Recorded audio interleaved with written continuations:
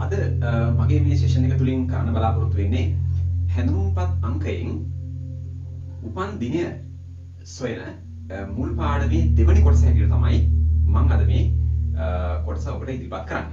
මම හිතන්නේ මේ කොටස ඔබට මුලින්ම බලනවා නම් අපහැදිලි වෙන්න පුළුවන්.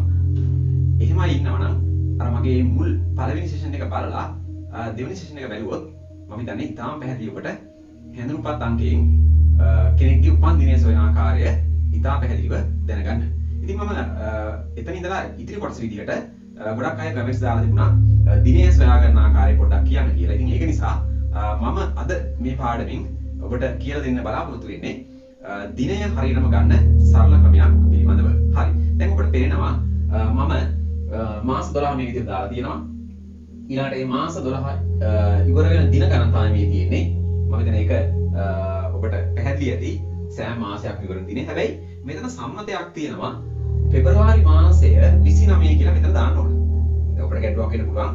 නෑ පෙබරවාරි 28 ඉවරන අවුරුදු තියෙනවා නේද කියලා. නෑ. දැන් මෙතන මේ ගණනය කිරීම වලදී පෙබරවාරි 29 නියතයක් විදිහට තමයි ගණනය කිරීම කරලා තියෙන්නේ. හරි. ඊළඟ ඔබට පේනවා මේ යටින් තියෙනවා සංඛ්‍යා පේලියක්. ඒ සංඛ්‍යා පේලිය මම සකස් කරලා තියෙන්නේ දැන් ජනවාරි 31. ඒ කියන්නේ මුළු දින ගණන් ගන්න ආකාරය 31 ඊට පස්සේ පෙබරවාරි 29 31යි 29 එකතු වුණාම 60. මෙතන කොහොමද 31?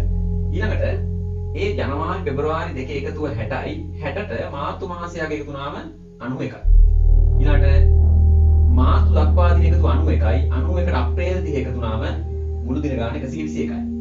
ඊළඟ අප්‍රේල් දක්වා එකතු 121යි 121ට මැයි මාසයේ දින ගාන එකතු වුණාම 152යි.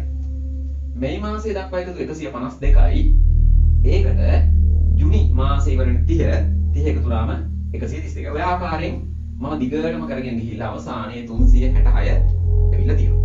මම හිතනවා ඔබට ගණනය කිරීමට අවශ්‍ය නම් මේ chart එක කොපි කරගන්න පුළුවන්. කොපි කරගෙන මේක සරලව හොයාගන්න පුළුවන්. හරි. දැන් මේ 366 ඒ කියන්නේ මුළු දින ගාන මේ තියෙන්නේ. දැන් මම මෙතන දක්වලා තියෙනවා පිරිමි කෙනෙක්ගේ. මම B කියලා දාලා තියෙන පිරිමි කෙනෙක්ගේ පැරණි ජාතික හැඳුනුම්පත් අංකයක්. ඊළඟට G කියලා කියන්නේ ගැහැණු කෙනෙක්ගේ අලුත් හැඳුනුම්පත් අංකයක් තමයි මෙතන තියෙන්නේ.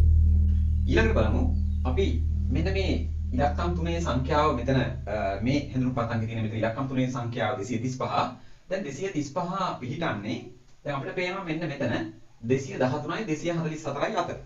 ඒ කියන්නේ අනිවාර්යෙන් අපිට පේනවා 213ට වඩා වැඩි කියලා කියන්නේ අගෝස්තු මාසයේ දිනයක් කියන එක අපිට පැහැදිලි.